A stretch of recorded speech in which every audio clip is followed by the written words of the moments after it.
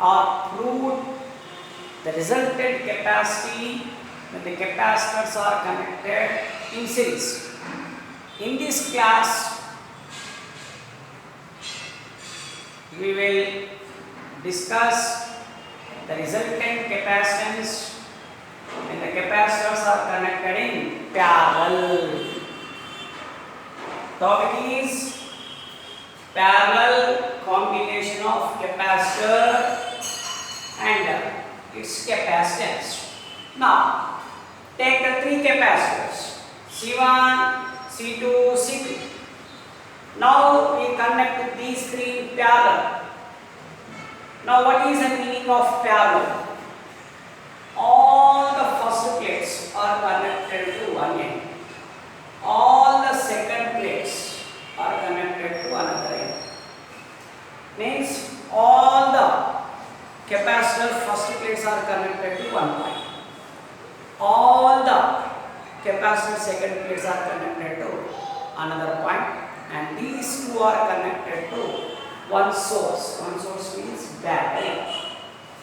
This is called by parallel combination. Now, in the parallel combination, we want to solve the equation for the resultant capacity. Now, in the parallel combination of capacitors, potential is same at ends of each capacitor, but charge is not same. Means the potential between the ends of these capacitor C1, the potential between the ends of the capacitor C2, the potential ends of the capacitor C3 is the same. Means in the parallel combination, which is the same, potential is same, but charge is not same. Potential is same, but charge is not same. Yes. As per the definition, we know that mathematical form of capacity. As per the definition, C is equal to how much? Q by V. Take a cross multiplication. Q is equal to how much? C. Okay. In parallel combination, potential is same, but write the charge. Now, in capacitor C1, charge is Q1. Q1 is equal to C1V. C1V, don't write V1. Why? Potential is same. That's why Q1 is equal to C1V. In capacitor C2, charge is Q2 is equal to how much? C2V. In capacitor C3, charge is how much?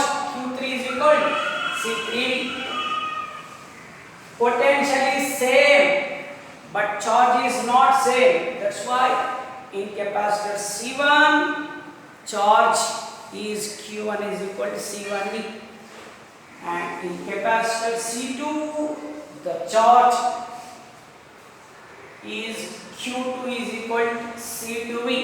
In capacitor C3, charge is Q3, that is equal to C3V. Okay, charge is not same in parallel. That's why Q is equal to Q1 plus Q2 plus Q. We know the value of Q. Q is equal to CV. We know the value of Q1. Q1 is equal to C1V. Q1 is equal to C1V. Q2 is equal to C2V. Q2 is equal to C2V. Q3 is equal to C3V. Q3 is equal to C3.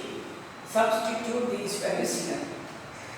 In these three, which is common? V is common.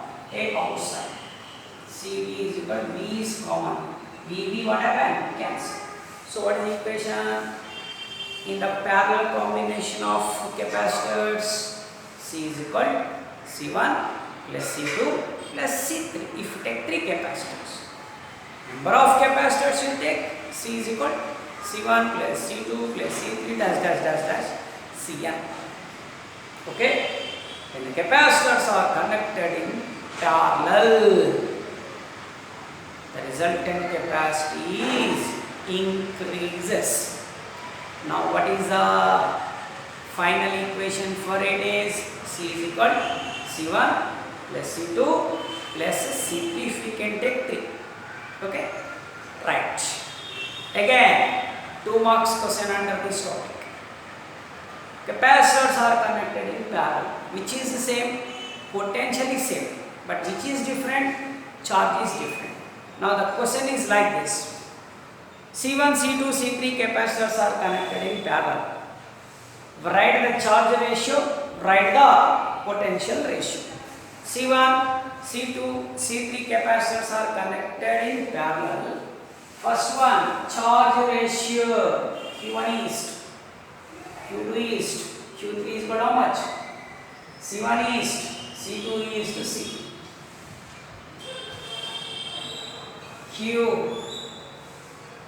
Q1 is, Q2 is, Q3 how much? C1 is, C2 is to C. Now what is the potential ratio?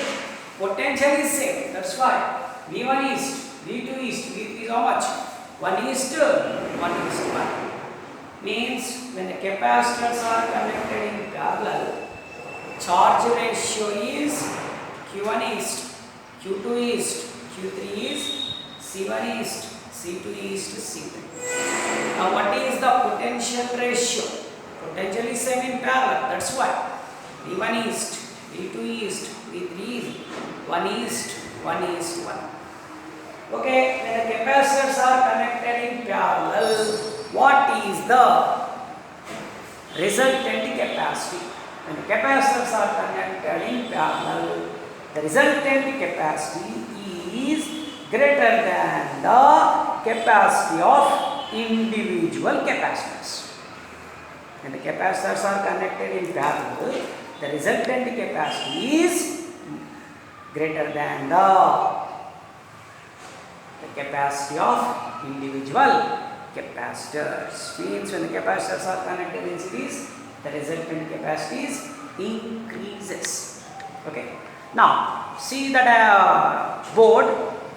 After the main points, charge ratio and potential ratio, I can write one important point. I am reading that in parallel combination. In parallel combination, resultant capacity is more than individual capacitors.